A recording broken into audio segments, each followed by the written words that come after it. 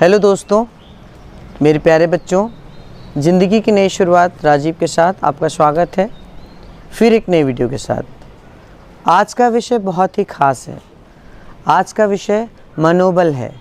आज का विषय मनोबल लाने के पीछे कारण क्या है? कई दिनों से देख रहा हूँ कि जेईई और नीट के बच्चों की ज़ोर शोर से तैयारियाँ चल रही है।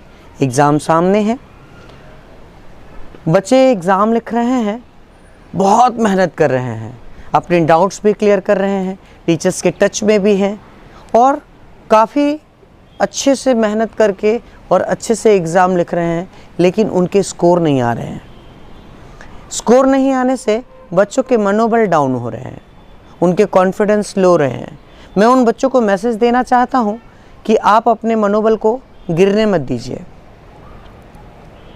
आपके जो स्कोर कम आ रहे हैं उसके बारे में बहुत ज़्यादा मत सोचिए, क्योंकि मैंने देखा है कि जब बच्चों के स्कोर कम आते हैं तो 2-2, 3-3 दिन तक वो परेशान रहते हैं और वापस नया टेस्ट आता है, उसमें भी उनके स्कोर गिर जाते हैं।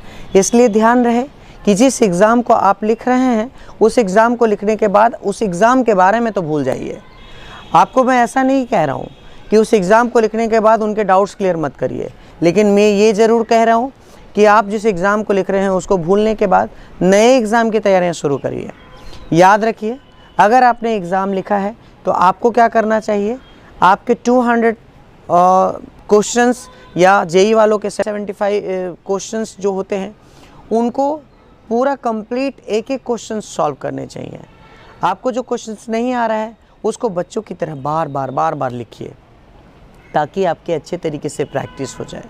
वैसे तो मैं आपको बताना चाहता हूँ कि ये जो भी एग्ज़ाम आप लिख रहे हैं तो उसकी तैयारियाँ तो आप बहुत अच्छे तरीके से कर ही रहे हैं।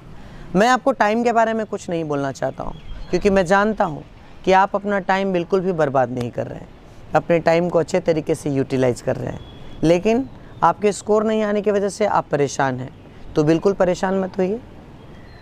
आपको क्या करना चाहिए? 2-3 बातों का खास ध्यान रखिए। पहला, आप जिस एग्ज़ाम को लिखें उस एग्ज़ाम के एक एक क्वेश्चंस को अपने नोटबुक पे सॉल्व करें। वापस घर जा कर के एग्ज़ाम जब लिखेंगे तो एग्ज़ाम तो लिखेंगे ही, तभी तो क्वेश्चन सॉल्व होगा ही। वापस घर जाके ये मत सोचिए कि अरे ये तो सॉल्व्ड क्वेश्चन है, मेरे से सॉल्व हो चुका है तो उसको वापस सॉल्व करने की क्या ज़रूरत है।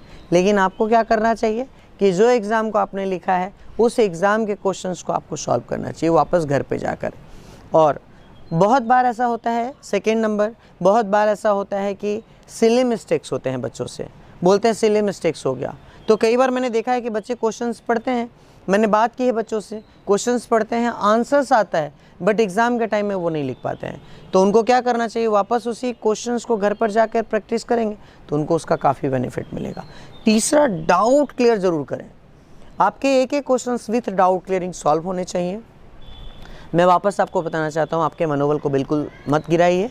जिस स्कोर को आप देख रहे हैं कि आपके स्कोर कम है, क्योंकि आप पढ़ने में काफ़ी अच्छे हैं, आपने अपने अच्छे तरीके से 2 साल की तैयारियां करी हैं या 4 साल की तैयारियां करी हैं, इसलिए अपने मनोबल को गिरने मत दीजिए। और जो स्कोर आया है उसको मत देखिए, जो स्कोर नहीं आ पाया है उसके लिए काम करना शुरू कर दीजिए। याद रखिए, आपके मनोबल को अगर आप छोटा करेंगे, गिराएंगे, आपके कॉन्फिडेंस को डाउन करेंगे तो रिज़ल्ट आने में आपको प्रॉब्लम होगी। तो मेरे प्यारे बच्चों, इस बात को ध्यान रखिए और इसको फॉलो करिए। Thank you so much.